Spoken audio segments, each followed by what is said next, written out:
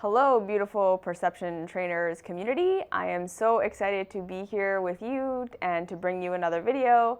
And clearly, I just love you guys so much that even though I said I'm not going to be making too many videos anymore, I'm still kind of addicted to making videos. So there we are.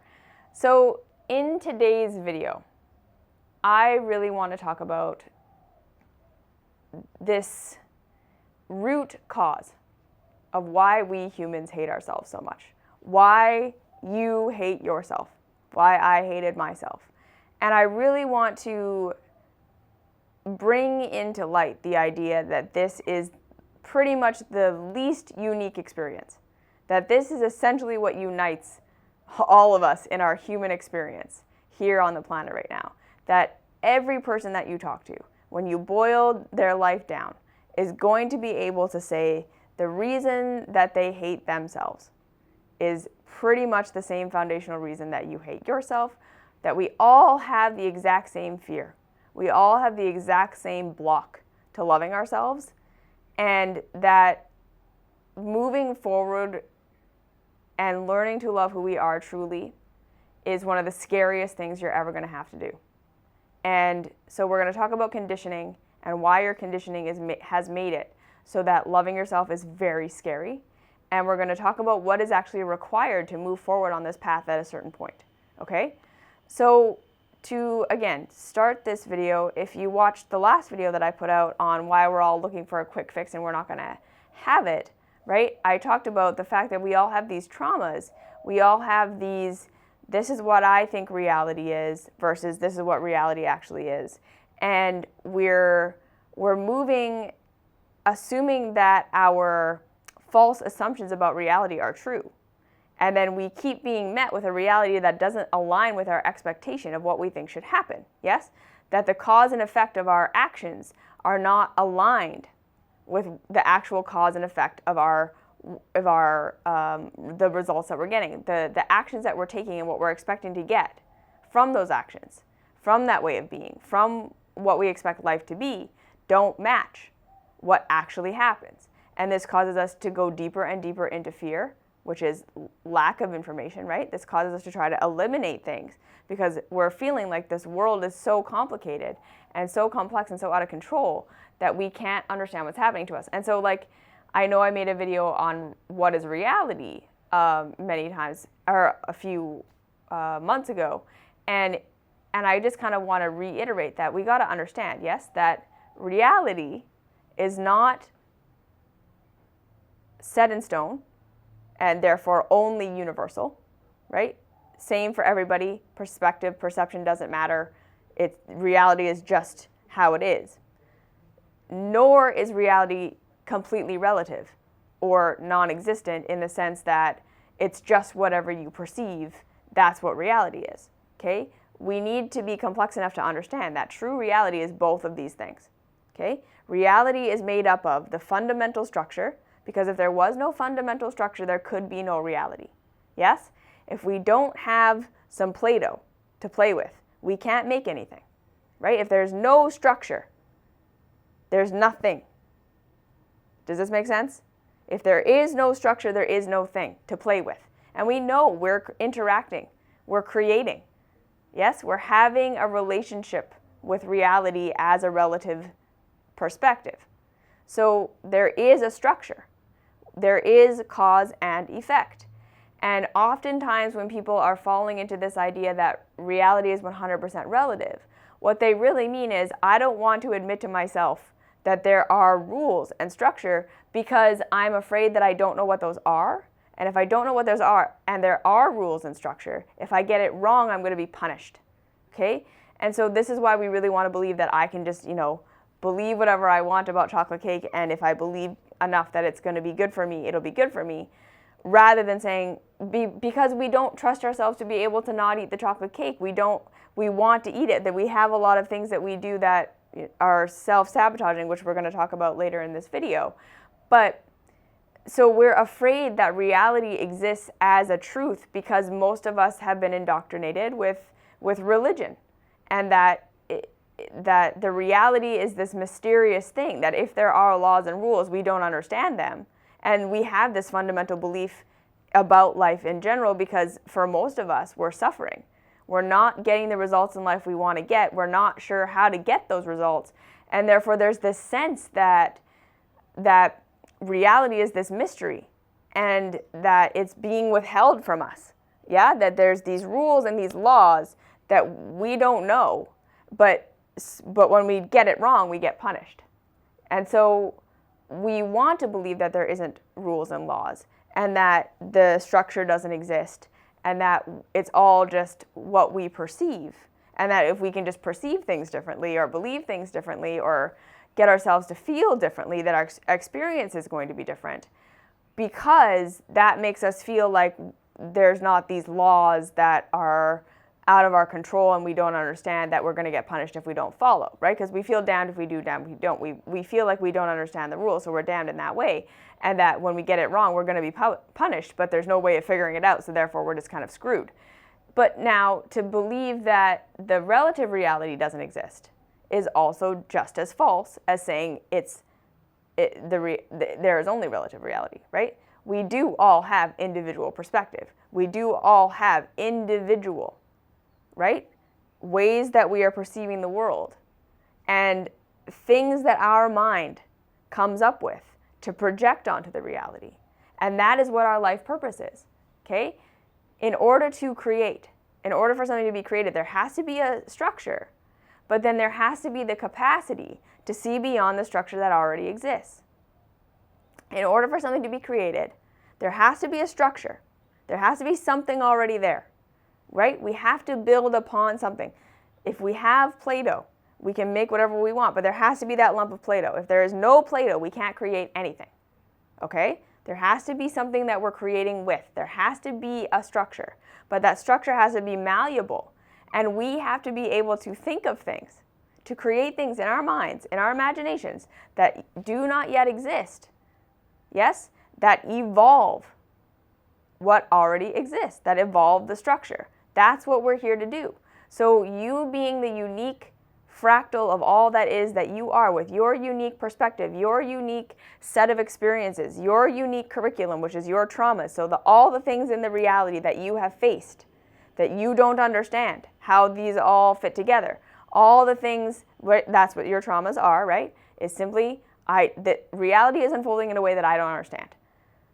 That is what we're here to learn. We are here to say, okay, I face all my traumas, all these things that I don't understand why it's happening this way, why I have a desire to go in this direction and I don't know how to create that.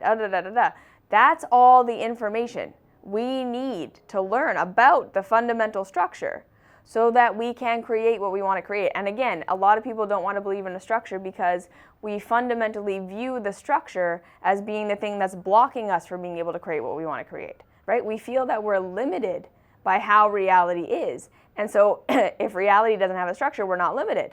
But the truth is, if reality doesn't have a structure, we're incredibly limited. That would be the most limited that we could possibly be. If there's no structure, we can't create anything. If there is a structure, it's our job to figure out how to take what is and create what we want, and to see if that creation actually improves our lives or destroys our lives. So this is all talking about reality, but it's foundational to what we're going to talk about later of why we hate ourselves. So we have our individual perspective. We have our individual traumas, which are focusing our attention on the parts of reality that we need to understand so that we can evolve the structure of nature, the nature of reality, because we are one with it. Yes? That you know there's a structure to you. You know there's a fundamental structure to you. You know that, no matter how hard you try, if you're really into baking, you're never going to be interested in math. It doesn't matter how much you expose yourself to it, how much you try and change your mindset about it, how much you try and do whatever you're going to do, you're never going to be that person, right? It doesn't matter how much we take a fish and teach it to climb a tree. It's not going to do it. It's not part of its fundamental nature. It's not part of its structure this time round. But if we address and we start to accept and embrace the relative perspective that we have, this is where we start to find our freedom. There's actually, the more specific we become in who and what we are and allowing ourselves to be the specific thing that we are, the more expansion we have the capacity to expand into. And I know that sounds like a paradox, but this is how it is.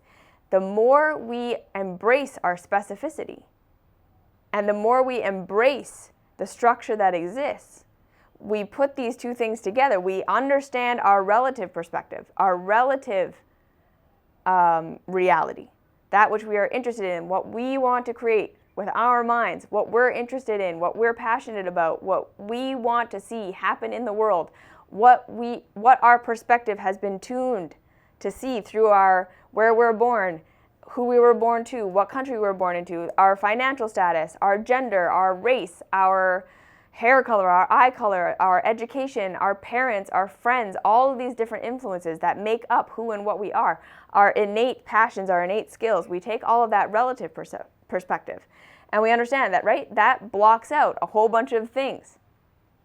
I'm never going to be a 6'9" African American basketball player. That's not my perspective. I'm not going to add to the creation of basketball because I don't have that. That perspective, that possibility, that potentiality was eliminated by just me being what I am. However, right, that does not mean I am limited. It means when I start to embrace who and what I am and the parts of reality that I have access to through my individual perspective, I can understand a basketball player's perspective. I can put myself in their perspective. I can do all these things and expand my awareness. But the degree that I have control over creating something new over there is very limited versus where I have control to create something new in the perspective that I have, right? And then at the same time, that understanding that there is Play-Doh, there is the structure already, there are the sticks already that exist. Like I say, who and what I am, the reality in and of itself. And when I put these two things together, that is how I express, create, become, who and what I came to express, create, and become.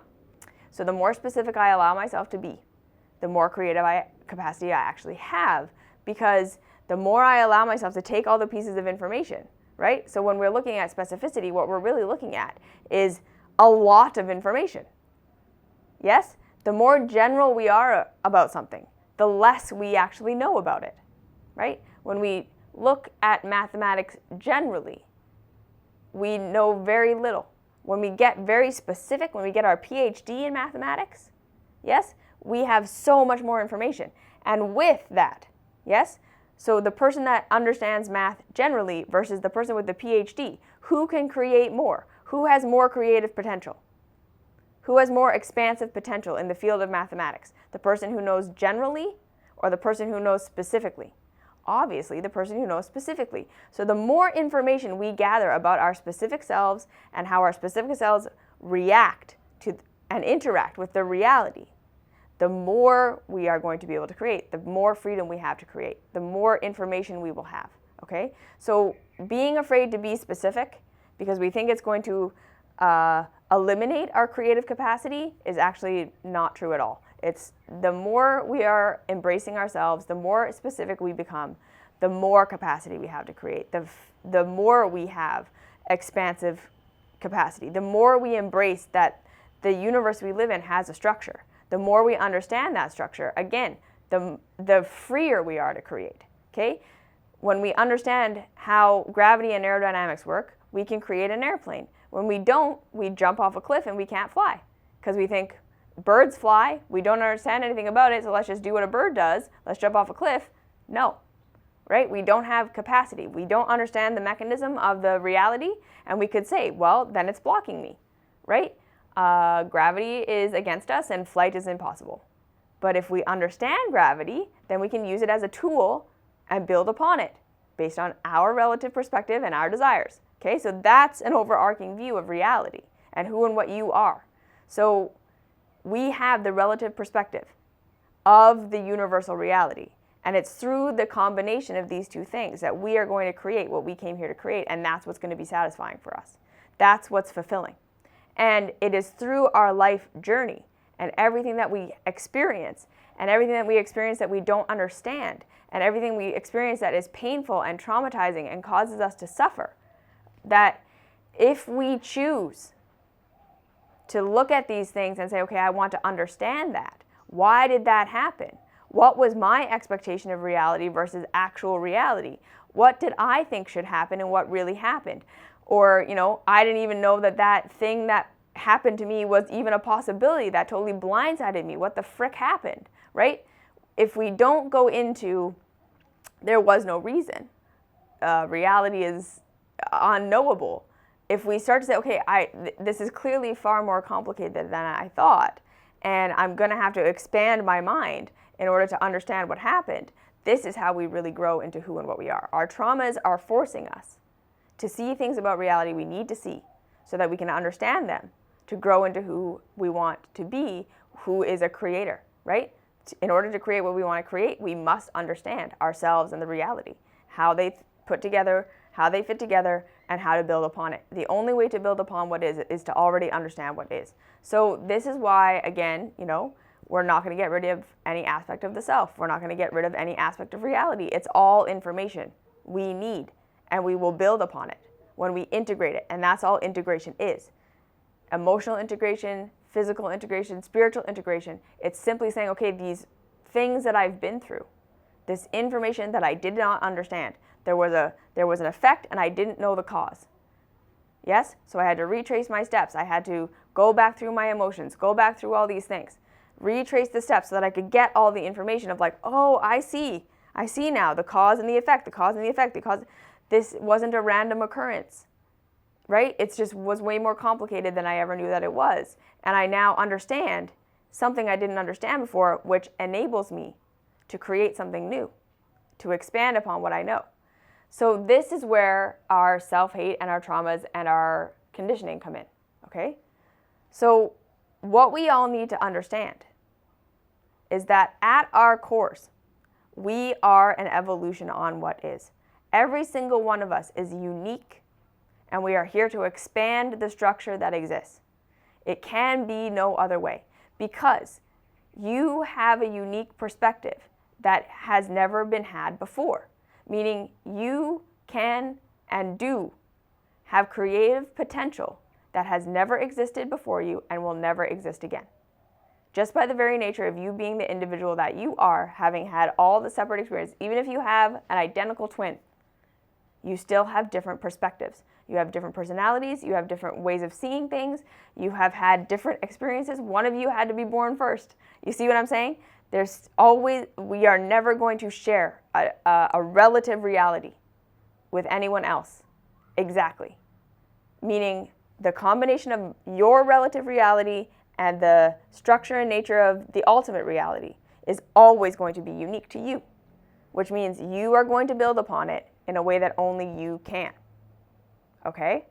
And that evolution is going to change the structure of reality itself.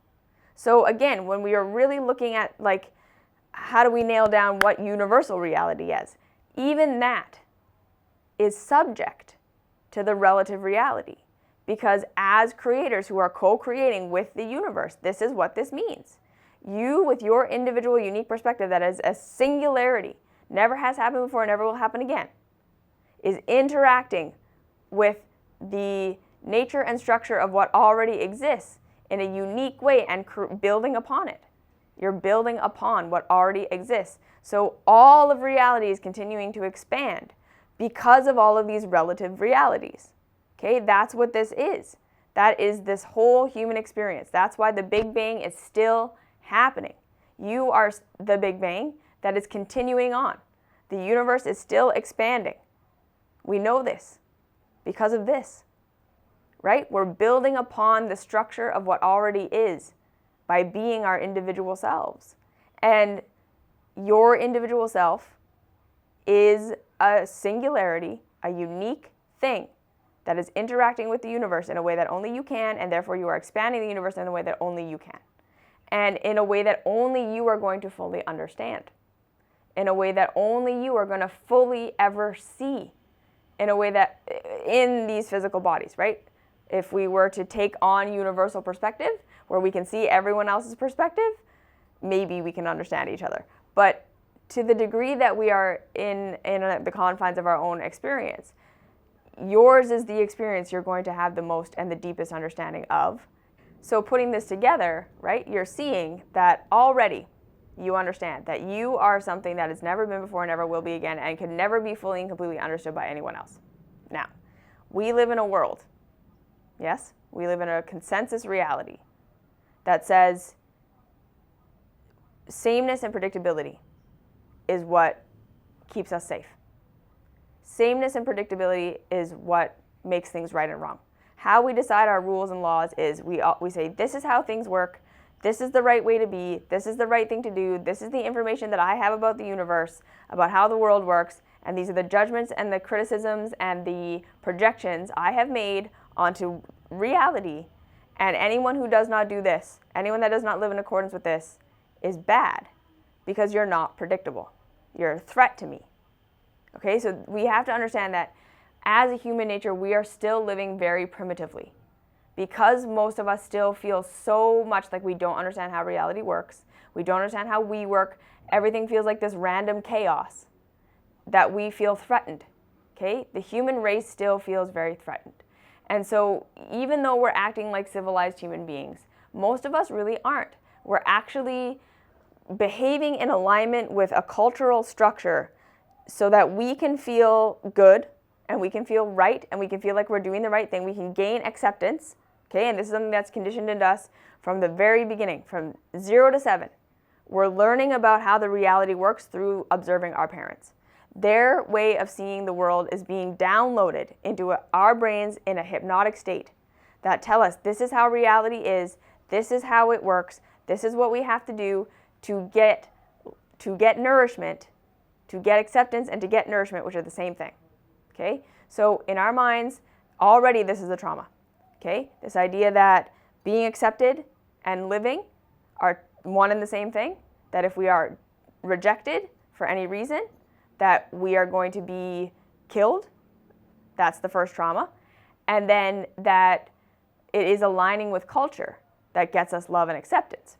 And aligning with culture oftentimes is completely juxtaposed to who and what we are, because we live in a culture of fear, as in lack of information, which says, let's all just figure out what's the right way to be so that we can all follow that, so we can all predict each other, we can all predict reality. Maybe if we all believe these things and we all agree that this is how reality is and this is how reality works, it'll work that way, and then everyone gets what they want, and then no one is threatened, and that's how it works. But understanding that that view of the world is never going to work, because we are all individuals who are going to have to act and be different ways from one another. We're here to evolve and expand everything. So this conditioning that we take on as children is really deep-seated. This is what's right. This is how we live our lives. This is how to get acceptance. This is what makes you a good person. Being a good person is what gets you love. Being loved is what gets you survival. This is what we're conditioned to believe. And all of us, every single one of us, have something within us that our conditioning is saying, that is terrible. Like, that is evil. And so this is what we need to really, truly understand. Because each one of us are a unique fractal, okay? Not totally predictable. Not totally the same as what society says. None of us fit into the box. Okay, we've made these boxes to try to create security for ourselves. Yes, these societal boxes, not all of them are wrong, but we've created these structures so that we can live together and say, okay, we can feel relatively safe around each other. But no one fits into it perfectly. Okay? And every single one of us, okay? And we can get into the reasons why this is in another video or whatever, but let's just say it how it is, okay? Every single one of us have something about our nature that our parents, our caregivers, our culture looked at and were like, ooh, that's not good. That is the antithesis of good, and you need to get rid of that, okay? So for me, it was my massive emotional awareness. I was born into a family that were trained never to talk about anything. Because again, right, it makes perfect sense. They really believe that if we weren't talking about something and we're not looking at it, it's not happening. This is a consensus reality thing.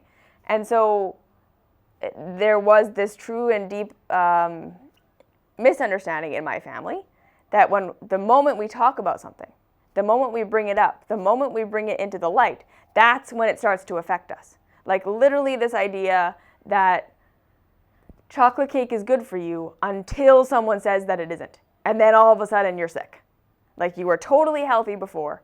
Everything was totally fine as long as no one was saying anything. But then the second someone says, actually chocolate cake is bad for you, that's when you start getting sick. So if you had never said that, I would be healthy eating chocolate cake. That's literally how my family thinks. And this is really how a lot of people in society think. Again, we are living under this consensus reality idea that so long as we're all agreeing that this is the truth, that it is the truth. No matter what the results is that we're getting. We're not basing this on results. We're basing this on what we want to believe. And believing that if we all believe it enough and we all believe it the same, we'll get those results. So then someone comes and says, well, that's not how it works. And that person is demonized as though they are creating the negative results by saying what they're saying or pointing it out or pointing out why it's going to create a negative result rather than saying, no, that negative result was going to happen anyways. That's how reality works, right? So me being that way, this emotional barometer who can't pretend that things are fine when they're not, was demonized by my caretakers. It was really like, you are the burden on this family and you need to stop and you are making all these problems. You are the cause of all of our problems, right? Where I was really just pointing out that the problems existed, they truly believed that I was the cause of the problem. So what did I do? I went into a state of saying, okay, well, clearly this emotional sensitivity that I have makes me evil. Why does it make me evil? Because my conditioning tells me I need to be loved and accepted to be good, and I need to be good to get my survival needs met. So if my family is looking at me and saying, this is bad, we don't like this, stop being this way, you're making us unhappy, right? That is going to automatically translate in my head that I am evil. I am bad. I am wrong for being how I am because I'm being rejected. And that rejection is going to lead to death. So now what do I need to do? I have to get rid of this part of me that is so emotional. Now, what do we know about the true self? We are never going to get rid of an aspect of ourselves. We are never, ever, ever, ever, ever, ever, ever going to get rid of an aspect of ourselves. We cannot fundamentally change the structure or the nature of who we are. Because, again, a duck is never going to become a fish. An elephant is never going to become a lion. It doesn't matter how much you dress it up or think differently or do self-discipline or get a life coach or whatever. You're not going to change your fundamental nature. Okay, and this is something we have to just accept about ourselves, is that we have a fundamental nature where we are not born blank slates. And like I say, when you're interested in what you're interested in, you have the perspective you have, you're the unique fractal that you are, you've been through what you've been through, you're not going to be different than that. So we have two options. We can either accept what we are, and in that acceptance, again, learn what this part of ourselves really is. So most of our biggest traumas are not about what's happening out there. Our biggest traumas are the parts of ourselves that we don't understand because our conditioning told us it was bad. And so rather than getting more information about this part of ourselves. So like, why was I so emotional? What was I reacting to? What needed to change that could create me not having to be so dramatically emotional? What was really going on there? I tried to shut that part of myself down. So when I do that, I cut it off from intelligence. I cut myself off from this part of myself that is part of my intelligence. Yes? It's like cutting my arm off or putting it behind my back. Yeah, so it's not cutting it off. It's putting it behind my back and saying, okay, my arm hurts right now, right? Because someone's punching it. And I'm just going to put it behind my back and not look at it. And that's going to fix the problem. But that's not true, right? The pain is going to continue to happen. But now I don't understand it, and the pain is going to get worse. Okay, better metaphor. I have a big, giant cut on my arm, right? So this is like an aspect of myself I don't understand. There's a wound happening. I'm really emotional because there's all this shit going on in my family and I'm trying to talk about it, but I don't know how to talk about it because I'm only 12 or 7 or 5 or whatever. And so I'm just having an emotional reaction, but we don't understand why I'm having these emotions. So this is the cut on the arm. So rather than dissecting the cut, disinfecting the cut. How did I get cut? Why did I get cut? What is that cut about? How do I heal the cut? And all of these things, right? Like what caused the cut? Now I'm going to learn about all this stuff about what caused the cut, what caused the damage, what caused me to act that way, what caused me to be in pain. And now I know so much more about the reality and how to live in alignment with it so that I'm not getting cut all the time. I just said, okay, well, this cut is bad, right? This pain is bad. I'm just going to put the arm behind me. Now, is the arm going to heal and everything's going to go back to being great? No. It's going to get worse. It's going to get infected. It's going to cause more and more problems in my body until eventually it might kill me. And this is what's happening when we reject the parts of ourselves that we have been conditioned to hate. That part simply starts to devolve, okay? And this is where we develop our coping mechanisms, our self-sabotaging behaviors, all the things that we are doing that we think are against ourselves, that we need to fix now. Like, this is what's wrong with me, my eating disorder, my overspending, my terrible relationships, like this problem I can't solve. I keep getting into the same jobs, the same relationships. I can't make more money. I can't create my desires. Why not? Because you have a part of yourself that knows how to do what you want to do, that you have cut off because your conditioning told you it was evil. And you are now projecting and correlating your self-sabotaging behavior with this aspect of yourself. So we need to think of this again. You are now correlating the things that you do in your life that hurt you, okay, with this aspect that you've rejected. So you truly, again, now fundamentally believe, if I were to accept this aspect of myself, I'm just going to spiral into all of my self-sabotaging behaviors, even worse and even more than I'm doing now, because it's this part of me that's causing me to do this. Yes, it is. Not because that part is fundamentally bad. It's because that part has been cut off from intelligence. It didn't get to learn, grow, change, evolve, and expand. You still have the need. So the cut on my arm, I still need my arm. In order to live my life the way that I want to live it and do all the things that I'm here to do, it's a part of who I am. I still need it. Okay? I need it. I was born with it. It's a part of me.